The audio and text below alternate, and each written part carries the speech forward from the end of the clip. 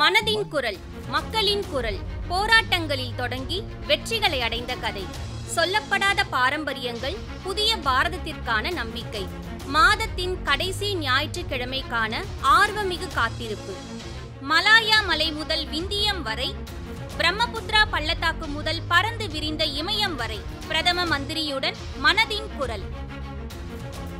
இந்த மாதம் 27ஆம் தேதி முற்பகல் 11 மணிக்கு மனதின் குரல் ஆகாஷ்வாணி மற்றும் தூர்தர்ஷனின் அனைத்து அலைவரிசைகளிலும் மற்றும் பிரசார் பாரதியின் வேவ்ஸ் OTT தளத்திலும் நேரலையில் காணலாம்.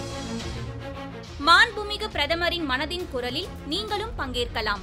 அதற்கு உங்களுடைய ஆலோசனைகளை தபால் பெட்டி எண் 111 ஆகாஷ்வாணி புதுதில்லிக்கு தபால் மூலம் அனுப்பலாம் மற்றும் நமோ ஆப் அல்லது mygov.in இன் விவாத குழுவில் பதிவு செய்யலாம்.